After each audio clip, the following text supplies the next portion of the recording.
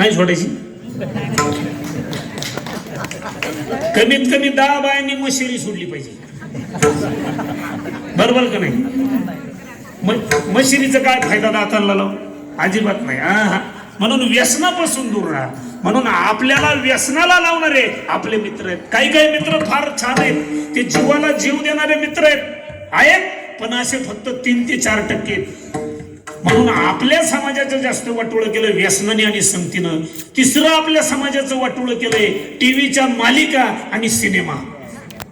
काय मत आहे तुमचं? सगळे आपण टीव्ही पाहतो का नाही? सगळे आपण मालिका पाहतो. धार्मिक आणि ऐतिहासिक चित्रपट सोडा, धार्मिक आणि ऐतिहासिक मालिका सोडा, त्या मालिकेतून सिनेमातून आपल्या मेंदूला जीवन जगण्यासाठी काय नॉलेज मिळतं? मालिका लय खास. सून सासू दावती, सासू सुनावर दावती, नुसती दावादावी कुदाकुदी. त्याच्यातून आपल्याला फायदा काय आहे का? काही फायदा? सिनेमात लय खास आले सिनेमे. एकच हिरो, एकच नट म्हणतात त्याला, तो 50-100 जणांना एकटाच हानितो. एकटाच हानितो 50-100 जणांना. मग कोणत्या तालमीत त्याने प्रशिक्षण घेतले तेच कळना मला. आपण विचार का करत नाही मला हेच कळना. एक माणूस जर 50-100 माणसांना जर त्या सिनेमात हानीत असला, भारत सरकारला आर्मीत जवान भरती करायची गरज आहे का? असे 5-10 पाकिस्तानात सोडून आले असते, हाणून आले असते ना पाकिस्तान, का नाही? आहे का नाही? म्हणून सिनेमाच्या टीव्हीच्या मालिका फक्त धार्मिक आणि आध्यात्मिक पाहिजे, ऐतिहासिक पाहिजे, ते ज्याच्यातून जीवन जगण्यासाठी आपल्याला काहीतरी एनर्जी मिळेल. आणि तिसरं आपलं सगळ्यात मोठं वाटोळं केलंय अंधश्रद्धा. कशाने वाटोळं केलं? कशाने केलंय? अंधश्रद्धा. आमच्याकडे पद्धत आहे महाराज, पोरग रडायला लागले ना, चालला गोसाई बाबा दागा आणाय. धाग्याने पुढे फोड रडायचं बंद राहतं का? मग धाग्याने जर फोड रडायचे थांबत असते, सरकारने गोसाईला डॉक्टरेट दिली असती ना. गोसाई म्हणजे गंडादोडे करणारे तांत्रिक मांत्रिक, यांच्या नादी लागायचं नाही. श्रद्धा कितपत ठेवावा हे आपल्या डोक्यात पाहिजे. आणि वारकरी संप्रदाय हा अंधश्रद्धेचा नाही, श्रद्धेचा आहे. आणि आपल्या डोक्यात अंधश्रद्धा कधी जन्म घेते माहिती का? ज्या दिवशी माणसाच्या मनातली अंधश्रद्धा संपते, त्या दिवशी माणसाच्या डोक्यात अंधश्रद्धा जन्म घेते. म्हणून भक्ती जर करायची असेल ना, आपल्या अंतःकरणातली श्रद्धा कधीही कमी होऊ देऊ नका. म्हणून बुवांच्या बाबांच्या आमच्यावर सुद्धा विश्वास ठेवायचा नाही. आम्ही सुद्धा माफत नाही. मी तर शक्यतो कालला दर्शन घेऊन देत नाही. का माहिती का? 2-2, 3-3 दिवस आम्ही आंघोळी करते नाही. आणि आला अंगात मसुबा. अरे काय, आम्ही एवढ्या 4-4 तास कमरा बांधतो, एवढ्या सेवा करतोय, नामस्मरण करतोय, दिंडी, रुद्राक्ष अनुग्रह आमच्या गुरुचा. आमच्या स्वप्नात देव नाही. आणि तुम्ही दारू पेत्या, गांजा पेत्या, मटका झोडी द्या, दनादन कोंबड्या खात्या, आणि तुमच्या अंगात तांबड्या देव येतो. मला प्रश्न आहे मला. तुम्ही विश्वास कोणावर ठेवायचा? हनुमंतरायावर ठेवा. विश्वास माझ्या ज्ञानोबा तुकोबा रायावर ठेवा. या गोंधाळ लोकांच्या नादी लागू नका. नाही नाही, त्याच्यात मजा नाही. माझे क्रांतिकारक संत तुकोबारायांनी सांगितलंय, बुवान बाबांच्या नादी लागून जर पोरं होत असले, का कारणे लागे पती, 900 सायास कन्यापुत्र होते, तर का कारणे लागे पती. आपल्या नशिबात जे आहे ना ते जाणारच आहे, आणि जे येणार आहे ना ते येणारच आहे. विश्वास फक्त माझ्या निवृत्ती ज्ञानदेव, सोपान मुक्ताबाई, एकनाथ नामदेव, तुकाराम या 7 संतांचं भजन करा. मागे पुढे उभा राये सांभाळीत. तुझं आहे तुझं पशी, परत तू जागा चुकलाशी. विठाला विठाला विठाला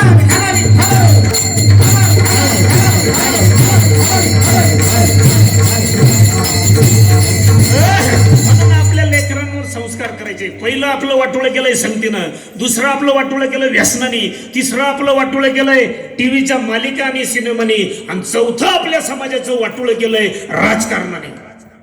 काय मत आहे तुमचे? सगळ्या पक्षांचे कार्यकर्ते या ठिकाणी असतील. बोलून जातो, मला दम निघत नाही, कारण वरपासून खालपर्यंत सगळे आपले मित्र आहेत, सगळ्या पक्षांचे. मी सगळ्यांकडे जातो. मला पाहिल्याबरोबर घाली लोटांग नाही. परंतु शेतकरी लोकांनी राजकीय लोकांच्या नादी लागायचं नाही. आपला खेळ त्यांनीच केला. कोणी केला? 288 पैकी 150 कोणाचे आहेत? 288 पैकी कोणाचे आहेत? 150 आपलेच ना, आपल्याच रक्ताचे ना. मग आपला कार्यक्रम कोणी केला? कांद्याचा, तुरीचा, अनुदानाचा कोणी? आपल्याच लोकांनी केला ना. आरक्षणाचा काय गरज आहे आरक्षण मागायची? हा, भिकाऱ्या काय भीक मागायची? बरोबर आहे का नाही प्रश्न? यांच्याकडे काहीच मागू नका. म्हणून शेतकरी जेवढे लोक आज कीर्तनाला ना, या राजकीय लोकांना भीक मागण्यापेक्षा आपल्या पोरांना चांगलं शिक्षण द्या. यांचे झेंडे बांधू नका, यांचा प्रचार करू नका, यांचे डीपीला फोटो ठेवू नका. त्याच्याऐवजी कॉलेजला जाणाऱ्या पोरापोरींना माझी एक विनंती आहे शेतकऱ्याच्या. मी शेतकऱ्याचं पिल्लू आहे.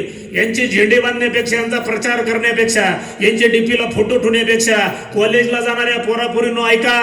तुम्ही 4-4, 8-8 तास येड्या बाबळी खाली बसा पोरीनो, आंब्याच्या झाडाखाली बसा. कॉलेजला जाणाऱ्या पोरांनो 12-12 तास अभ्यास करा. MPSC ची, UPSC ची परीक्षा द्या.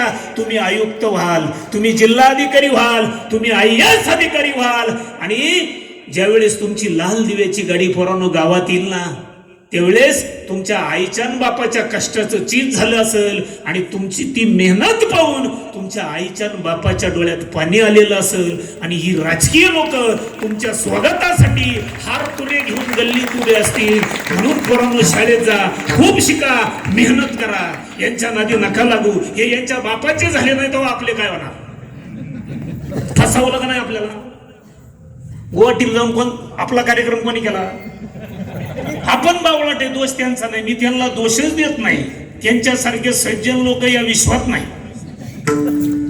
मला सांगा, आपण बावळाटे. मला सांगा, गाढवाची किंमत 80,000 आहे, म्हशीची किंमत 1,00,000-1,50,000 आहे, चांगलं घोडं 5 लाखाला आहे, जर्सी गाय 90,000ला आहे, कुत्र्याचं पिल्लू 5,500ला आहे, मांजराचं पिल्लू 2,500ला आहे. आणि आपली किंमत 50 रुपये, 100 रुपये, अर्धी बाटली पाणी टाकू.